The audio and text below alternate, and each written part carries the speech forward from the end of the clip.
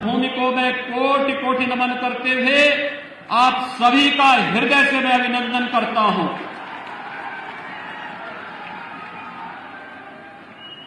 भाइयों बहनों, मालदा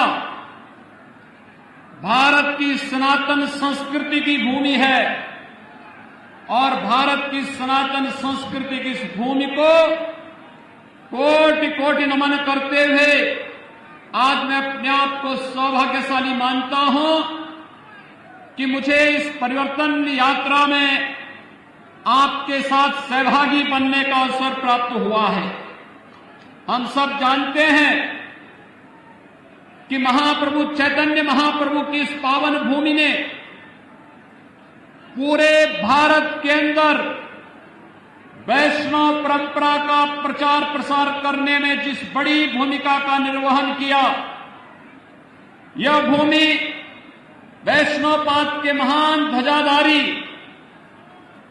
गौरी वैष्णव जीवा गोस्वामी देवा जी की जन्म देने वाली भूमि भी है।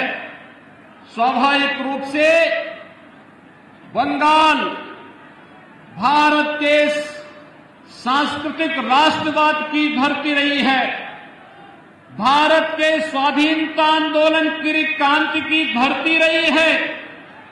लेकिन आज जब बंगाल के अंदर अराजकता और बंगाल के अंदर बदहाली की स्थिति को हम सब देखते हैं तो पूरे देश को पीड़ा होती है और इसीलिए भारतीय जनता पार्टी का राष्ट्रीय नेतृत्व और एक एक कार्यकर्ता प्रत्येक बंगाली भाई और बहनों के साथ जुड़ने के लिए आया है कि हमें एक बार फिर से बंगाल की पहचान को पुनर्स्थापित करके बंगाल के माध्यम से एक नए परिवर्तन को आगे बढ़ाना है। भाइयों बहनों, बंगाल हमेशा से परिवर्तन की धरती रही है। याद करिए, जब देश के अंदर स्वाधीनता की अलग जगानी थी तो बंकिम चंद्र चट्टोपाध्याय ने इसी धरती से वंदे मातरम का उद्घोष किया था। आनंद मठ उपन्यास के माध्यम से उन्होंने भारत की सुप्त चेतना को जागृत करके पूरे देश के अंदर राष्ट्रीयता का जो संचार किया था, आज भी हर भारतीय अपने राष्ट्रीय गीत के रूप में वंदे मातरम को मान करके भारत के स्वाभिमान और सम्मान का अलग देश और दुनिया के सामने प्रस्तुत करता है। ये धरती गुरुदेव रविंद्रनाथ टैगोर की धरती है, जिसने भारत को भारत का राष्ट्र ज्ञान भी दिया और राष्ट्रगान के साथ ही इस धरती से ही हम सब जानते हैं कि यही वह धरती है जिसने साहित्य के क्षेत्र में भारत का पहला नोबेल प्राइज भी भारत को देने का कार्य किया था गुरुदेव रविंद्रनाथ टैगोर की उस अमर कीर्ति गीतांजलि के माध्यम से। लेकिन आज बंगाल कहां चला गया है? कभी भारत को नेतृत्व देने वाला, भारत को एक नई दिशा देने वाला बंगाल आज कहां पर है? आज यहां पर गरीबी है, आज यहां पर बदहाली है, आज यहां पर अराजकता है, आज यहां पर सत्ता प्रायोजित अपराध और आतंकवाद न केवल यहां की सुरक्षा के सामने गंभीर संकट खड़ा कर रहा है, बल्कि देश की सुरक्षा को भी चुनौती देते हुए दिखाई देता है।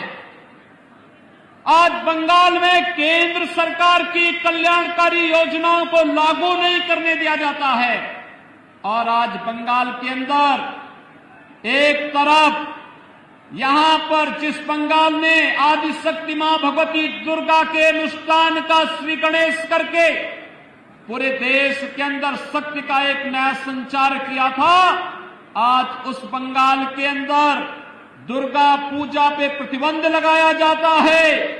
ईद में जबरदस्ती गौ हत्याएं प्रारंभ कराई जाती हैं और साथ साथ यहां पर तस्करी और गौ तस्करी के माध्यम से यहां की भावनाओं के साथ खिलवाड़ करने का कार्य किया जाता है, यहां की सरकार मौन बनी रहती है।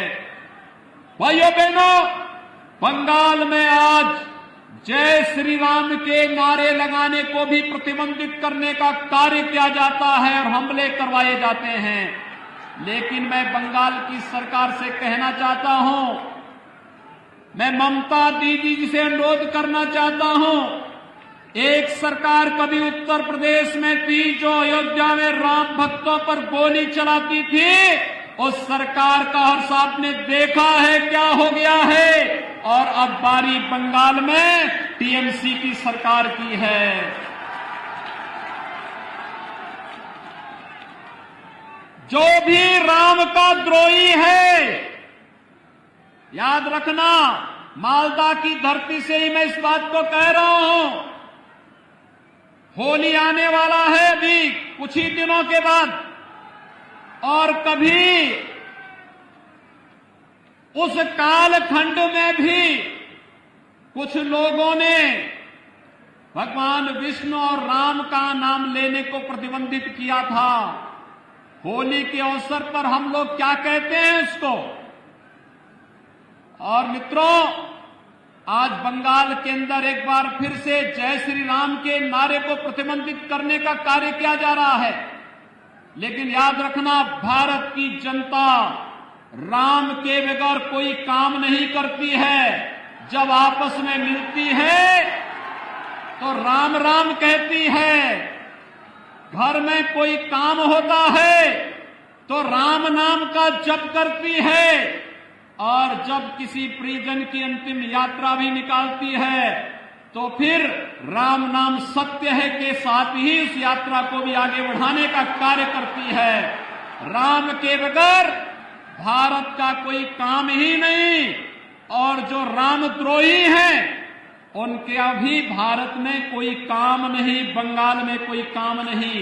ये संकल्प हम सबको लेकर के चलना है। और मैं यही पूछना चाहता हूं टीएमसी की सरकार से कि आपको राम भक्तों पर तो कोई रहम नहीं, लेकिन बंगाल के अंदर अराजकता पैदा करने वाले लोगों के साथ आखिर टीएमसी की कौन सी दोस्ती और कौन सी गठबंधन है जिसके कारण वह बंगाल की पूरी व्यवस्था को बदलने पर उतारू हो गए हैं। ये आत्मघाती कदम बंगाल की धरती से क्यों? मित्रों, जब देश के यशस्वी प्रधानमंत्री मोदी जी पाकिस्तान, बांग्लादेश और अफगानिस्तान के पीड़ित और प्रताड़ित हिंदुओं, सिखों, बौद्धों, जैनियों, ईसाइयों, इन सबके संरक्षण, इनको सुरक्षित ठिकाना देने के लिए एक कानून बनाते हैं और उस कानून को भारत के अंदर लागू करते हैं, तो बंगाल में हिंसा क्यों होती है? ये हिंसा सत्ता प्रायोजित हिंसा क्यों?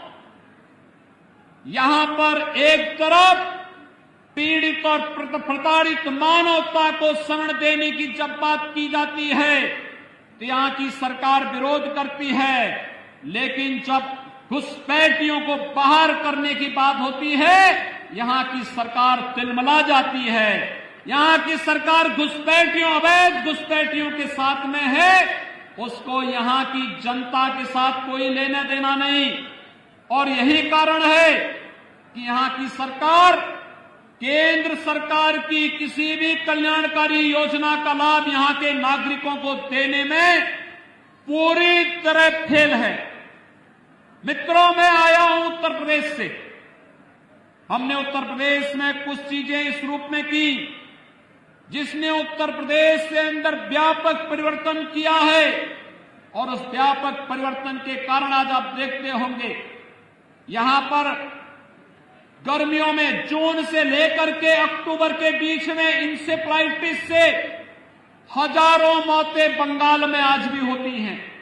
लेकिन बंगाल के अंदर अज्ञात बीमारी दिखा करके इस बीमारी से होने वाली मौतों को छुपाने का कार्य टीएमसी की सरकार करती है।